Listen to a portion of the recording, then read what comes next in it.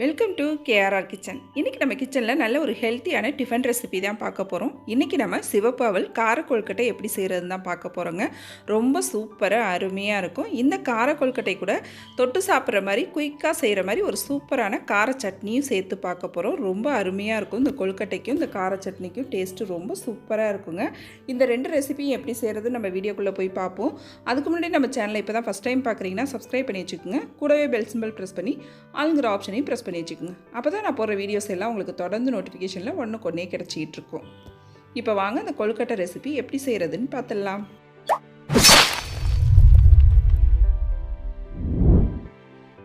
இப்போ அவல் கொழுக்கட்டை செய்கிறதுக்கு ஒரு கப் அளவுக்கு சிவப்பு அவல் எடுத்திருக்கேன். இந்த சிவப்பு அவலுக்கு பதிலாக நீங்கள் உங்கள்கிட்ட எந்த அவல் இருக்கோ, வெள்ளை அவல் இல்லைன்னா லேசான அவல் இருக்கும், அது கூட எடுத்துக்கலாம். உங்கள்கிட்ட எந்த அவல் இருக்கோ அந்த அவலை சேர்த்து செய்யலாம். இப்போ இந்த அவல் பார்த்திங்கன்னா நல்லா ஒரு 2-3 தடவை கழுவிட்டு தண்ணி ஊற்றி ஊற வச்சு எடுத்துக்கணும். நம்ம சிவப்பவல் ஊறுறதுக்கு கொஞ்சம் டைம் எடுக்கும். ஒரு 15 நிமிஷத்துக்கு ஊற வச்சிட்டிங்கன்னா நல்லா சாஃப்டாக ஊறி வந்துடும். இப்போ பாருங்கள், அவல் நல்லா எந்த அளவுக்கு ஊறி வந்திருக்கு பாருங்கள். இப்படி மசித்தோம் அப்படின்னா நல்லா நமக்கு மசிஞ்சு வரணும். அந்த அளவுக்கு ஊற வச்சு எடுத்துக்கிட்டிங்கன்னா தான் நமக்கு கொழுக்கட்டை செய்கிறப்ப நமக்கு நல்லா வரும். இப்போ இதில் இருக்கிற தண்ணி எல்லாத்தையும் பார்த்திங்கன்னா நம்ம வடிகட்டி எடுத்துக்குவோம். தண்ணி இருக்கக்கூடாது, அதனால் நல்லா வடிகட்டி எடுத்துக்குவோம். இப்போ தண்ணிலாம் நல்லா வடிஞ்சதுக்கு அப்புறம் இந்த அவலை பார்த்திங்கன்னா ஒரு பாத்திரத்துக்கு மாற்றிக்கிறேன். அவலை சேர்த்ததுக்கு அப்புறம் பார்த்திங்கன்னா இதை நல்லா கையால் மசிச்சு விட்டுக்குங்க.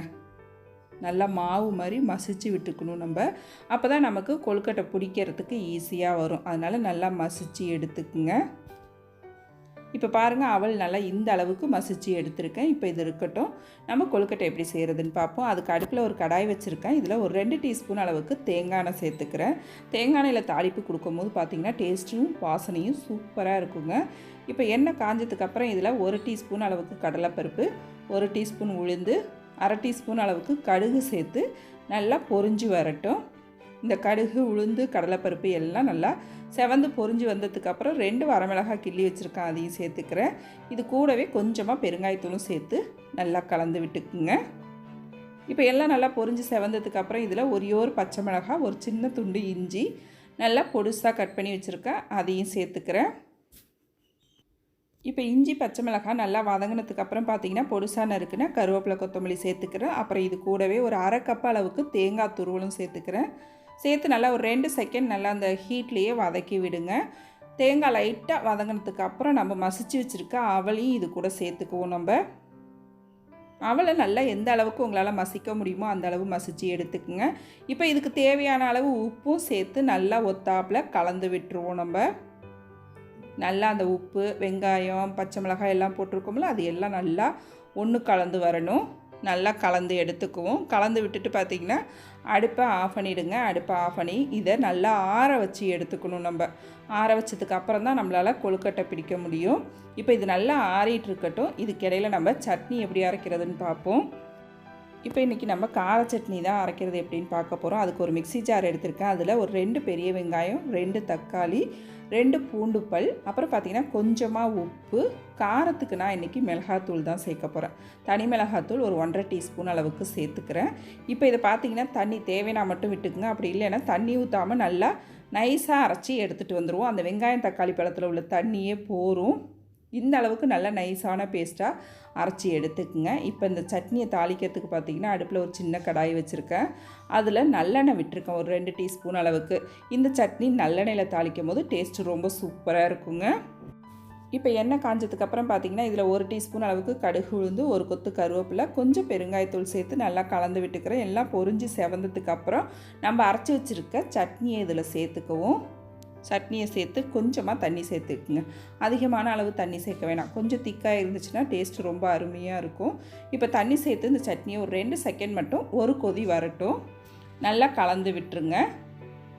ரொம்ப ஈஸியாக குயிக்காக ஒரு 3 நிமிஷத்துக்குள்ளே அந்த சட்னியை ரெடி பண்ணிடலாங்க. ரொம்ப ஈஸியாக இருக்கும்.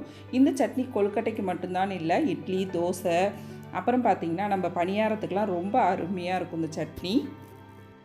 அவ்வளோதான், நம்மளோட கார சட்னி ரொம்ப சூப்பராக அருமையாக ரெடி ஆகிடுச்சுங்க. இது ஒரு ஓரமாக இருக்கட்டும். இப்போ கொழுக்கட்டை நம்ம ரெடி பண்ணுவோம். இப்போ நம்ம வதக்கி வச்ச அவல் எல்லாம் நல்லா ஆறி வந்துடுச்சு. இப்போ நம்ம இதை புடி கொழுக்கட்டை மாதிரி உருட்டி எடுத்துக்குவோம். நல்லா இது போல் கொழுக்கட்டையாக ரெடி பண்ணி இட்லி தட்டில் வச்சு நம்ம வேக வச்சு எடுத்துக்க போகிறோம். இப்போ இதே அளவுக்கு இதே போல் நம்ம எல்லா அவலையும் பிடிச்சி எடுத்துக்குவோம்.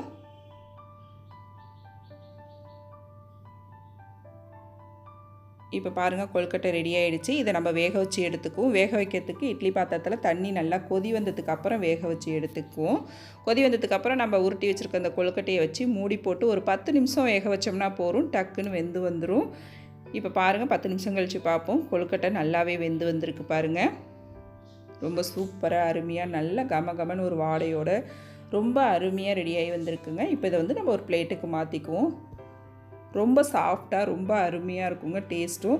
இதை டிஃபனுக்கு தான் சாப்பிட்ணுன்னு இல்லைங்க, ஈவினிங் டைமில் ஸ்நாக்ஸாக கூட செஞ்சு சாப்பிட்லாம், ரொம்ப அருமையாக இருக்கும்.